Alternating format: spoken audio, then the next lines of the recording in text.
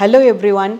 In the series of video, let us talk all about hair transplant. Hair transplant இன்னைக்கு வந்து ரொம்ப popular ப்ரொசீஜரா இருக்கு. நிறைய பேர் வந்து hair transplant பண்ணிக்கணும்னு ஆசைப்படுறாங்க. பட் அதுல ஒரு சிலருக்கு இதனால காம்ப்ளிகேஷன் வரலாமாங்கிற டவுட் இருக்கு. நிறைய பேர் வந்து இந்தியாவில் பண்ற சர்ஜரியை விட டர்க்கியில் பெட்டரா பண்றாங்க அப்படின்னு நிறைய பேர் டர்க்கிக்கு போறாங்க. ஸோ இந்த ஹேர் டிரான்ஸ்பிளான்ட்டோட ப்ராசஸ் என்ன நிறைய டெக்னிக்ஸ் வந்து இருக்கு. எந்த டெக்னிக்ஸ் சுப்பீரியர் டவுட் இருக்கு. ஏன் வந்து இந்த ஹேர் டிரான்ஸ்பிளான்ட் பண்ணும்போது ஒரு சென்டருக்கும் நிறைய காஸ்ட் வித்தியாசம் இருக்கு அப்படிங்கிறதுல எல்லாத்துக்குமே டவுட் இருக்கு. ஸோ இந்த வீடியோவில் இந்த கேள்விகளுக்கெல்லாம் உங்களுக்கு ஒரு கிளாரிட்டி கிடைக்கிற மாதிரி let me try to explain. First வந்து ஹேர் டிரான்ஸ்பிளான்ட் அப்படிங்கிறது இட் இஸ் மோஸ்ட் இம்பார்ட்டன்ட். உங்களுக்கு என்ன தெரியணும் அப்படின்னா it is a redistribution of hair follicles. Regrowth of hair follicles கிடையாது. அதாவது உங்களுக்கு தலையில் வழுக்க ஆரம்பிச்சிருச்சு. ஸோ வழுக்க ஆரம்பித்தோன்னே உங்களுக்கு வந்து எதர் யூஸ்வலாக மென்னுக்கு ஃப்ரண்ட்லெஸ் ரெண்டு சைடும் உள்ளே வாங்கும், இல்லைன்னா தலையில் டாப்பில் அந்த வேர்டெக்ஸில் உங்களுக்கு அந்த இடத்துல வழுக்க தெரியும். ஸோ இந்த மாதிரி வழுக்க தெரிய ஆரம்பித்தோன்னே அங்கே இருக்கிற முடி வந்து கிராஜுவலாக சுருங்கிக்கிட்டு வருது. So let us talk about hair follicle. நீங்கள் வந்து ஒரு சலூனில் போய் முடியை கட் பண்ணுறீங்கன்னு வச்சுக்கோங்க. அந்த ஹேர் வெளியில் இருக்க முடியை நம்ம கட் பண்ணும்போது நம்மளுக்கு எந்த வலியும் தெரியறதில்ல. தோலை கிள்ளும் போது நம்மளுக்கு வலி தெரியுது. ஸோ இதில் வந்து நியூரோவாஸ்குலர் சென்சேஷன் இருக்குது. பட் ஹேர் கட் பண்ணும்போது உங்களுக்கு எந்த வலியும் தெரியாத போது அது வந்து it's not a living tissue. So it's basically a protein keratin shaft. அது வந்து தான் தலையிலேருந்து வெளியில் இருக்க முடி.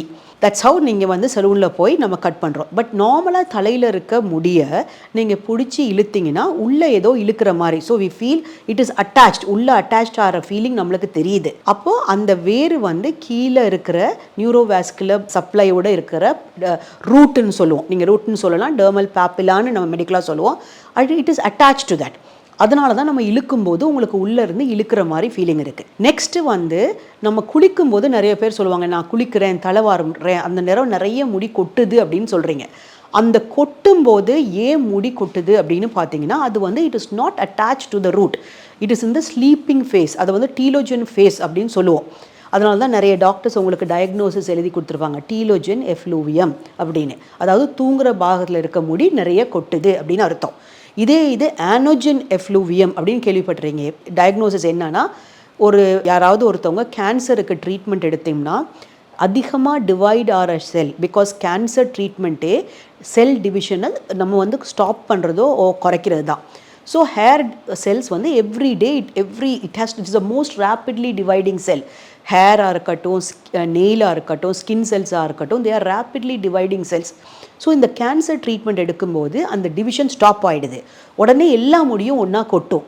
அதனால தான் கீமோதெரப்பி எடுக்கும்போது முடி கொட்டுது. அதை வந்து ஆனோஜன் எஃப்ளூவியம்னு சொல்கிறோம்.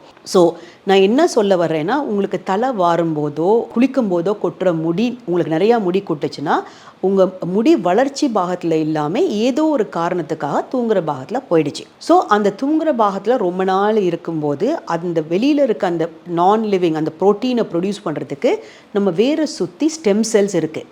இந்த ஸ்டெம் செல்ஸ் எவ்வளோ தூரம் ஃபங்க்ஷன் பண்ணுதுங்கிறத பொறுத்து நம்மளோட ஹேரோட க்ரோத் அண்ட் திக்னஸ் டிபெண்ட் ஆகும்.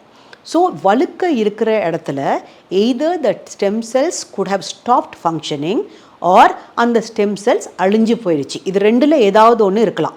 அதனால தான் அந்த இடத்துல வழுக்க இருக்குது. ஸோ எனக்கு முடி கொட்டுது, இல்லை இந்த இடத்துல பால்ட்னஸ் இருக்குது, அது மென்னாக இருக்கட்டும் விமெனாக இருக்கட்டும், நீங்கள் ஹேர் அதுக்குன்னு ட்ரெயினான specialist, either dermatologist who are specializing in this, plastic surgeon specializing in this, யூஸ்வலாக நீங்கள் போனீங்கன்னா அவங்க இவாலுவேட் பண்ணிவிட்டு அந்த இடத்துல இருக்கிற வழுக்கையாக இருக்கிற இடத்துலையோ இல்லை தின்னாக இருக்கிற இடத்துலையோ ஸ்டெம் செல்ஸ் ஃபங்க்ஷன் இல்லாமல் இருக்கா, இல்லை ஸ்டெம் செல்ஸ் அழிஞ்சு போயிருக்கா, அதை வந்து நம்ம ஃபுல்லாக 100% ப்ரூஃபாக பண்ண முடியாது. But based on history, clinical examination, dermatoscopy இதெல்லாம் பேஸ் பண்ணி நாங்கள் டிசைட் பண்ணுவோம். சப்போஸ் ஃபங்க்ஷன் தான் இல்லாமல் இருக்குது அப்படின்னா மெடிக்கல் ட்ரீட்மெண்ட் மூலியமாக, அதாவது ஓரல் மெடிக்கேஷன், பூசுறதுக்கு மெடிக்கேஷன், ப்ளஸ் நீங்கள் கேள்விப்பட்டிருக்கீங்க injectables. It can be PRP, it can be GFC or growth factor concentrate or other growth factors. There are hundreds of brands. இப்போ லேட்டஸ்ட்டாக அதில் ஆட் ஆகிருக்கிறது what is called exosomes with treatment, இந்த micro needling, இதெல்லாம் கேள்விப்பட்டிருப்பீங்க. So இந்த மாதிரி ஏதாவது ஒரு ட்ரீட்மெண்ட் பண்ணி ஃபங்க்ஷன் இல்லாமல் இருக்க ஸ்டெம் செல்ஸை திரும்பி ஃபங்க்ஷன் பண்ண வைக்கலாம். சப்போஸ் அந்த ஸ்டெம் செல்ஸ் அழிஞ்சு போயிடுச்சு, நீங்கள் எவ்வளோ மருந்து கொடுத்தாலும் சரி, பூசினாலும் சரி, உங்களுக்கு அந்த முடி திருப்பி வளர போகிற, பிஆர்பி பண்ணாலும் சரி, ஜிஎஃப்சி பண்ணாலும் முடி வளர போகிறதில்ல.